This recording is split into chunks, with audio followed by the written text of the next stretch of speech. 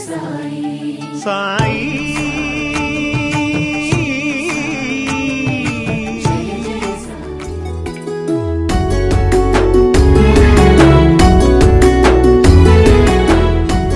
భక్తి అంటే కొబ్బరికాయ కొట్టి నమస్కారం పెట్టడం కాదు. మన గురువు పైన అచంచలమైన ప్రేమతో, ఆర్తితో చేతులు రెండు వినయపూర్వకంగా నమస్కారం చేయాలి. మన రోమాలు నిక్కపడుచుకోవాలి. కనుల వెంబడి బాష్పాలు రావాలి.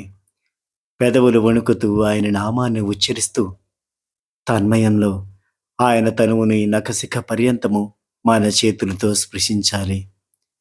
ఈ జగత్తు ఒకటి ఉన్నది అని మనం మరిచిపోవాలి. ఆయన మనలో తదేకంగా చూస్తున్నారనే భావనతో మన హృదయం నిండిపోవాలి. పరవశంతో మనం ఉచ్చరిస్తున్న బాబా నామాన్ని ఆయన వింటూ మనల్ని చిరునవ్వుతో పలకరిస్తున్నారన్న భావనలో మనకు కలగాలి.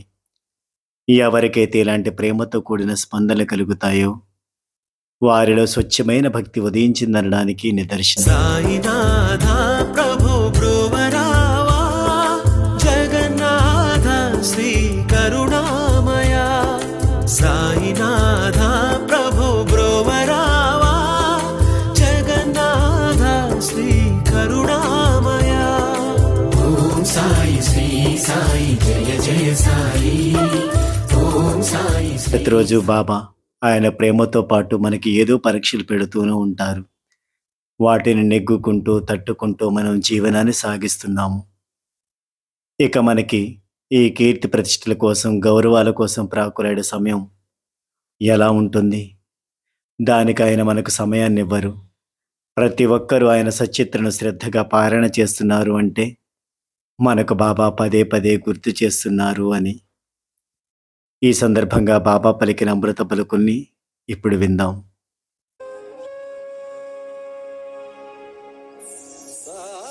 కష్టపడి పని చేయండి, నా నామాన్ని ఉచ్చరించండి, నా చరిత్రను గానం చేయండి, మీ సమస్యలను తొలగిస్తాను, మిమ్మల్ని నేను కాపాడుకుంటాను.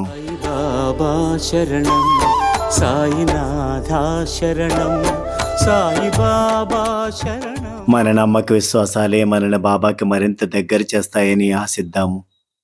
ఎందుకంటే తల్లికి తగ్గ బిడ్డలో మనం కావాలని ఆయన తపన.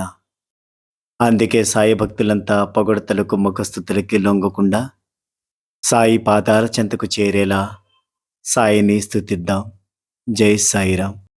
गुरु वचनों को रखना संभाल के, एक एक वचन में गहरा राज है, जिसने जानी है महिमा गुरु की.